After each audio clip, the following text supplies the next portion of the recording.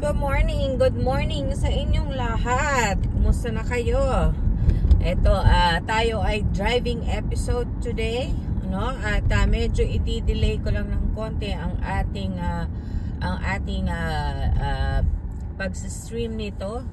Gawa ng hindi ko alam kung mahaba ba or maiksi ang ating talakayan ngayon. Anyway, tayo po ay medyo ay ano ba si ate? Okay, bilis. Patay tayo nito. Hasok. Ayan.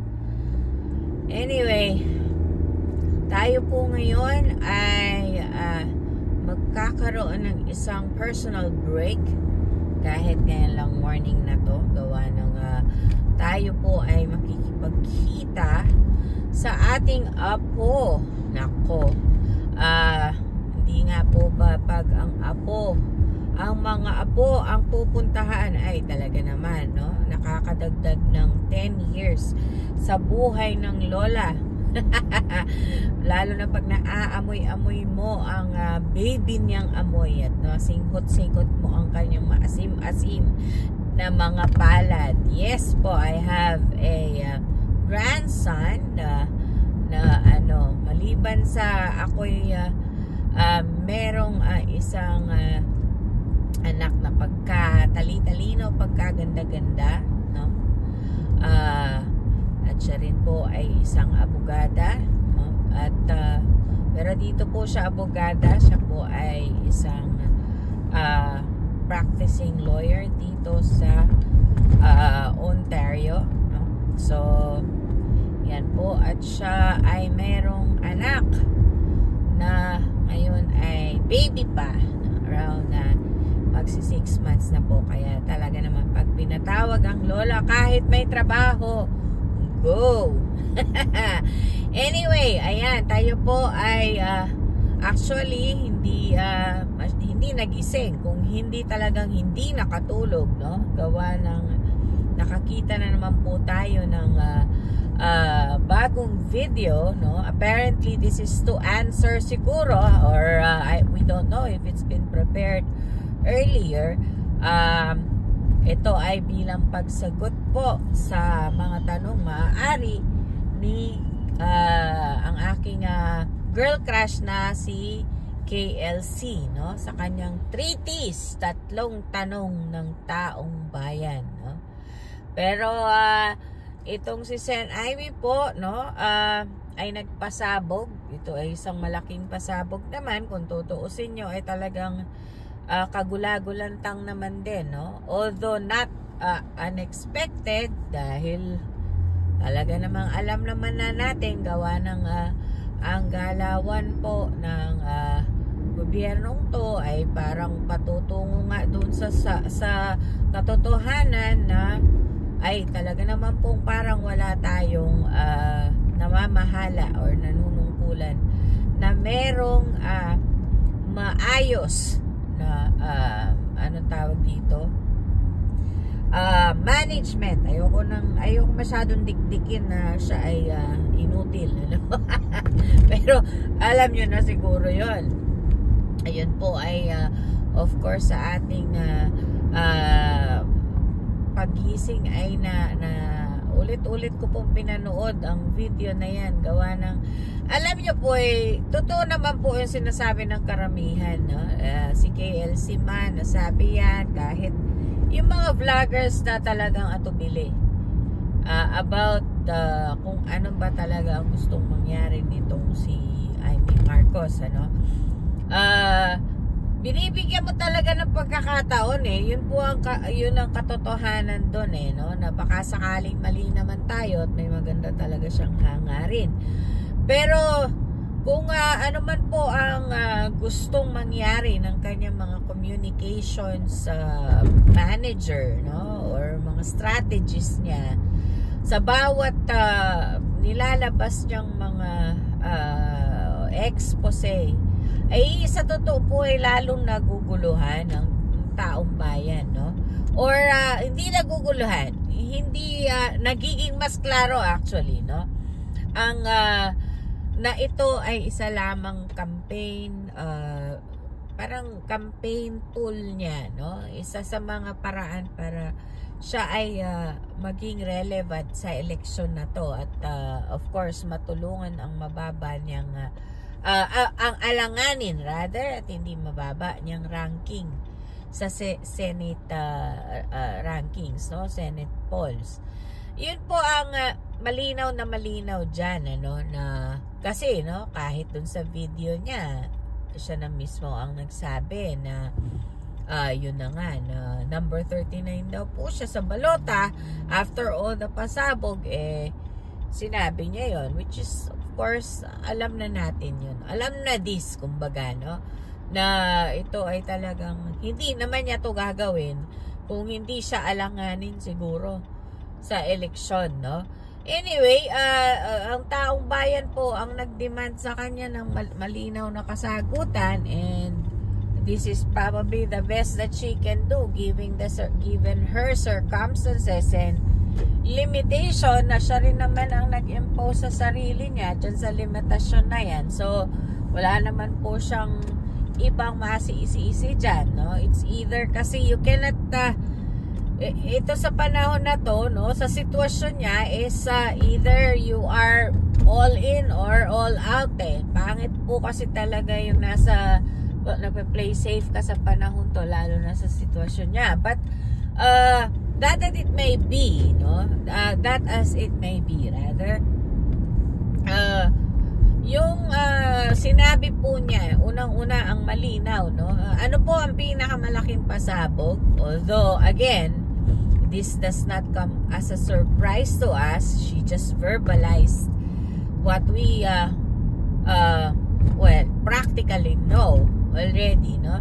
She verbalized na yun na nga that the government is not being run now by her Marcos brother, but rather the Araneta and Romualdez tandem. Now, she understands the implication of what she said, no? And this is actually, if ito ay magiging actionable, no, it depends upon the Filipino people. Kasi at this point kasi ang question ng marami is yung influence ba ni Amy Marcos at yung effectiveness ng bawat ginagawa niya or sinasabi niya, no, kontra or pabor sa gobyerno. Oh my goodness, okay, namitin ako, don't do that. Ayun, so kontra or pabor sa sa pamahalaan ng kanyang kapatid, no, or pamahalaan natin under the leadership of her brother. Kasi marami na rin naman siyang ginawa or inattempt gawin na yun na parang ampaw, no, or it doesn't really result to much, just a lot of noise making, and whether it is her fault or not, no, the big question is, ini-ignore lang ba siya ng mga taong dapat ay kikilos na sa mga bagay na kanyang ine-expose or kanyang iniimbestiga, o again tinatanggalan na lang siya ng parang relevance, or parang binabali, wala na lang talaga yung kanyang mga sinasabi. That is dangerous, no, kasi at this point kahit pala anong sabihin niya will not be very important, or it will not change anything sa course ng impluwensya niya, kasi parang wala, no. So again, hindi ko na wag na natin pong bukbukin pa yung kung siya ay iboboto o hindi, no, kasi it's irrelevant now, no. Sabi nga ng parts ko, tama na yung ano, if you want to vote for her, go ahead. Parang ganun na lang. Pero if what she's doing now is effective or not, it's no longer something na we should waste our time to discuss, or if she's telling the truth, or kung gagawin niya yung mga demands pa ng taong bayan. Because the truth of the matter is we will just want more, right? Gusto pa din natin, no? Magbibigay siya nito based on the limitations she imposed on herself. Tas hihingi pa tayo. Kasi nga masyadong masakit, malalim yung ginawa, no? And for the fear of being cold, emotional again. No? Kahit araw-arawin nyo akong tawagang emotional, no? I don't see it that way. In fact, no, sino ba yung gumagamit ng emotion ngayon sa kanyang campaign ads, no? For the past several campaign ads, ang talagang hinihimok nila ay ang talagang kinakapitalize nila is yung emotion ng taong bayan. Like itong last niyang ads, ano ba sinabi niya? Ang sinabi niya ay siya daw ay ibang Marcos, she is a different Marcos, she is her, and so on and so forth. In fact, that is a conditioning the emotion. Yun yung mas kinokondisyon ng emotion, na if you believe her, maawa ka kasi ibang Marcos nga siya and everything, then that is gearing towards emotion. Kaya nagugulo na nga ako, no? Kasi wow, talagang if emotion at this point in the election, especially when it comes to Amy, seems to be a very contentious topic. So enough with this emotion, let's just stick with what we saw in that video, no? So ang daming iba-ibang reaction ang binigay ng taong bayan immediately after she said that, no? I think we all agree with one thing here, that she was protecting the adding, no? Much as the expose was already something we expected, and we appreciate having affirmation or confirmation sa isang bagay na alam na natin, no? What we did not appreciate is the fact na it was obvious na pinoprotektahan pa rin niya ang kanyang kapatid, and to the last minute ang apelyidong Marcos, no? Whatever is left of it anyway, na pinoprotektahan pa niya. It's very awkward, no? Na-awkwardan ako dun sa pagkaka-formulate ng kanilang communication strategy na yun, or yung message that they wanted to come across sa general mga voters. Kasi kung ang intention mo ay botohin ka or kung makakuha pa ng mga uncertain na boto, I don't know if you were successful in doing so. In fact, sa totoo lang, no, I hope and it may be right or wrong, or not correct, na parang mala pelikula masyado yung dating ng kanilang, para talagang by tranchon, no? Yung hindi tranchon, tranches rather, yung bang pagre-release nila ng mga ganitong mga snippets or mga videos, talagang para ka nanonood ng pelikula. Yung alam mo ba yung mga libreng mga Chinese movies sa internet, yung ilang minutes lang tas binibitin kadating ganon, no? So talagang halata na if I'm not mistaken, may ito, no? May kinalaman dito ang kanyang matalik na kaibigan na direktor, no?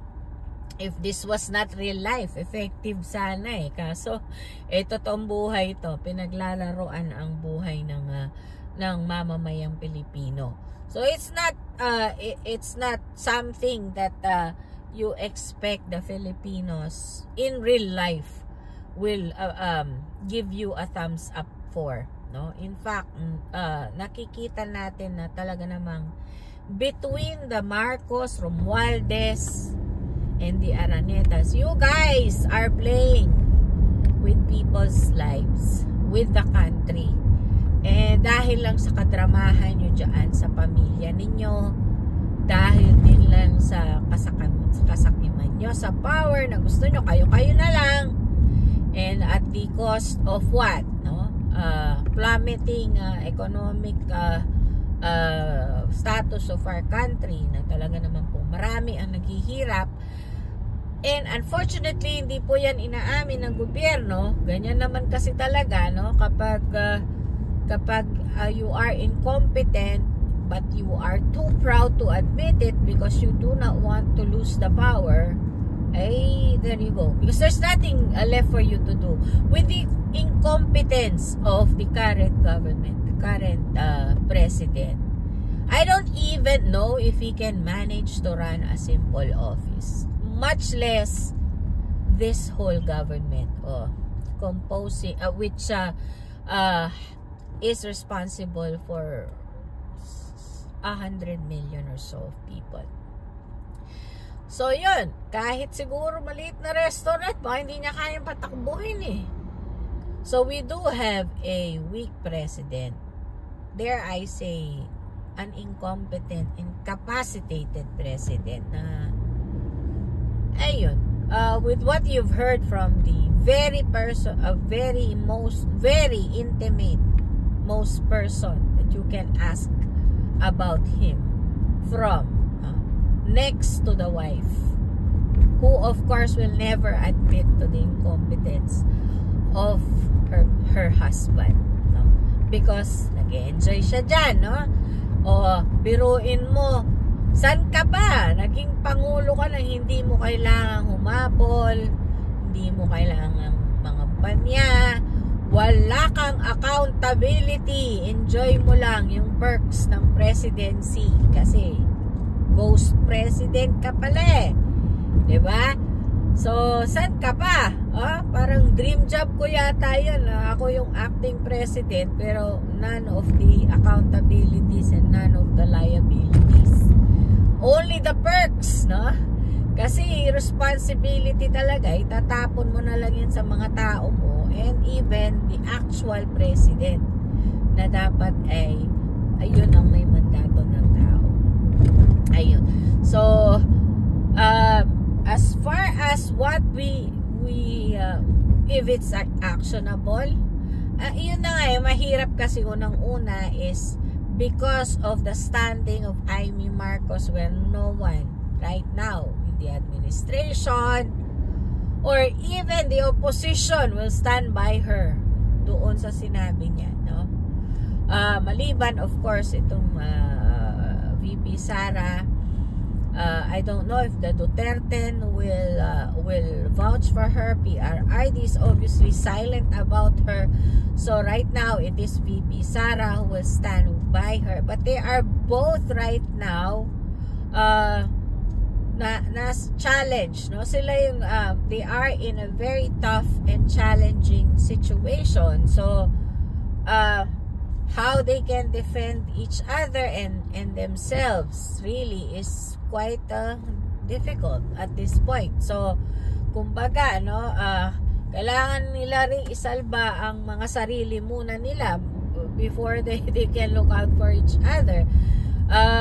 This seems to me, you know, as things unfold now, para nakikita ko is para may quid pro quo na lang itong dalawang to, no? Kasi when you look at the eyes of VP Sara, I do not see fondness for Amy Marcos the way Amy Marcos is looking at VP Sara. One way ang nakikita ko, parang kay VP Sara, it looks to me like she's just trying, she will just do this for the whatever reason that she has, no, which again sekreto lahat sa atin, which some people are attempting to debunk or debug na you know, it's part of the plan. Ako, nakikita ko, si Amy, yun na nga, yung nagsasabi na habol ng habol, parang aso, you know, and yet, yung isa naman, kulang na lang talaga, hindi na tignan, hindi na, and persado na lang ang kilos. But that's my interpretation of how I see at least yung kanilang movements, no, sa isa't isa. So, ito again ay nasa taong bayan. I don't, at the end of the day, when you are told that you don't actually, your sitting president is actually not running the country, what else do you guys need to hear? I don't know kung if either you don't believe Amy Marcos or you believe Amy Marcos. What is it, diba? So if she tells you walang hindi talaga ang presidente, do you wanna believe that? Or when we tell you that whatever it is, no, you have to be consistent doon sa stand nyo about Amy Marcos.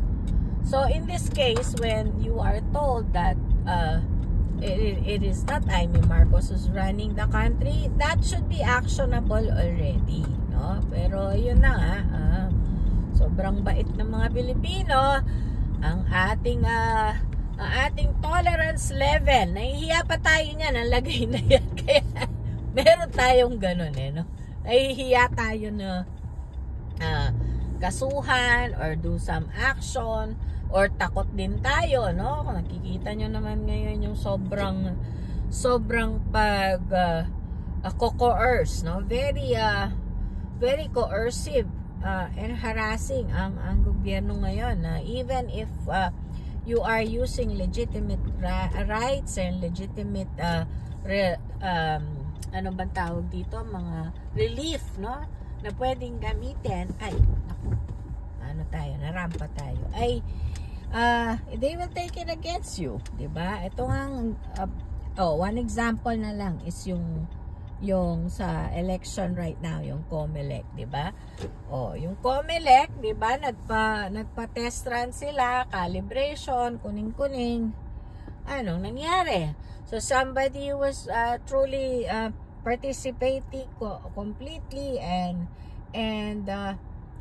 reporting what they saw dun sa calibration ng machine. Now, may show cause order daw at hinahanap na ng mga police. And meron na nga, yun na nga, pinapatawag na. So, again, how can you speak freely kung meron siyang reprisal kagad, no? So, people will just keep quiet.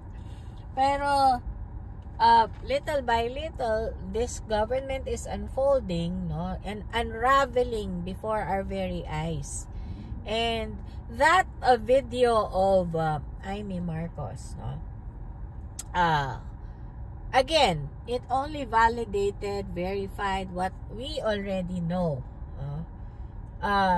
Surprisingly, of course, masyadong actually, we expected less, no, sa pagsasalita niya. But when she actually spoke, now we are expecting more. Parang bitin naman. Ano ba yan, no?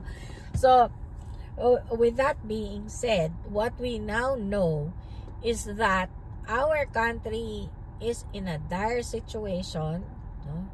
The country is in limbo. There are other parties involved. So talagang ngayon is, kung ano man yung sinasabi ng Pangulo na stand niya, baka hindi po niya rin naiintindihan, or hindi niya ganap na alam ang kwento, no? Kaya nga pumapalpak siya. Like for example, that first and foremost yung 5,000 na flood control, even the things na mali ang kanyang sinasabi, no? Because it's these people who's running the show, and he probably finds out the last, no? Kasi yun na nga, aayusin muna nitong mga to kasi wala din naman magagawa kasi incapacitated. I call him incapacitated kasi ay ano ba bang rason? Malakas naman yung katawan niya. Weak. Hindi yun weak kasi malakas naman siya. O, weak sa utak? Ewan ko lang. O. Anong rason? So, unless of course you can prove that you are not incapacitated and just be proud that you are weak, either situation ay pangit pa rin yun. Weak, incapacitated, meron pa nga nagsasabi na inutil. All of these are not very good for the country. No? The mere fact that his sister, no, one of the most intimate person, and dare I say the reason why this president is now the sitting president, will tell us na hindi ang kapatid niya ang nagpapatakbo. Pag of course ano yan double messages ang kanyang come-across. Ang pilit niyang kinaka-cross sa atin. Pinuput across rather, no? Una is that yun na nga hindi yung kapatid niya ang nagpaparan ng gobyerno. Second is kawawa ang kanyang kapatid kasi may dalawang nagpaparan ng gobyerno. Ang hindi niya naiintindihan or maybe she just realized now, no, lalo na yung mga kanyang mga strategies na realize nila na ang tiningnan ng mga taong bayan is ang na-incompetent, incapacitated, weakling ang kanyang kapatid, because right now he is just a puppet of the two allegedly running the government. Ayan. So, malinaw yun, no? Imbes na ang nakikita ko every time she talks or puts up something in video, instead of helping her cause, medyo mas para siyang nababaon. She's sinking deeper and deeper. At this point, either she's going all in, no? Or she just keeps quiet. Kasi as of now, medyo may nakuha na siya May nakukuha na siya sa mga medyo, alam mo na, no, yung napasabay. Pero yung konti niya nakuhang yun, I'm sure with her announcement today sa video niya, mababawasan yun. Mababawasan. Kasi nga is, malinaw ngayon that the president is not running the country. No? When we didn't have that confirmation, medyo lumalaban pa yung mga magpo-pro-Amy. Yung mga magboboto kay Amy sa 12. Pero ngayon, medyo I'm sure they will be thinking twice or thrice again sa sinabing ito ni Senator Amy. Because now you are saying that you are aware that your brother cannot run the government, and you are aware that the wife can overtake. You are aware that Martin Romualdez will be in cahoots with Lisa Araneta at pagtutulungan yung kapatid mo. And as a sister, you couldn't do anything. You even introduced. Paulit-ulit lang tayo, no? Yung she is the cause of all of this. Which is why it's very hard to fathom, no? Na tayo pa ang magbabalik sa kanya sa Senado. Again, tama na yun. That is not the discussion now. The discussion now is, ano ba talaga ang benefit ng sinabi niya sa video niya ngayon? At least for the country, we know that she has confirmed that we have a lame president. A president who is just in name. Sinabi niya yon. It is not a fake news. It is not me who's saying that. My opinion of what she said is what I'm saying right now. So, malinaw po yan, no? It is Senator Amy Marcos who said that the government now is not being run by her brother. It is not a Marcos who is running the government. Ayun. O siya, sige, okay na yan, no? Bili muna tayo ng kape at ang ganda-ganda ng araw. At some of you may know where I am right now. So, ayun. Kaya nga hindi ko muna siya nilive. I'll see you in a bit. Maybe tomorrow. And hopefully ay medyo mas tawag dito, makita na natin ang magandang liwanag. Vote Duterte at vote straight. Block vote natin po sila. Mabuhay tayong lahat. Take care everybody. Enjoy this nice and sunny day. Salamat!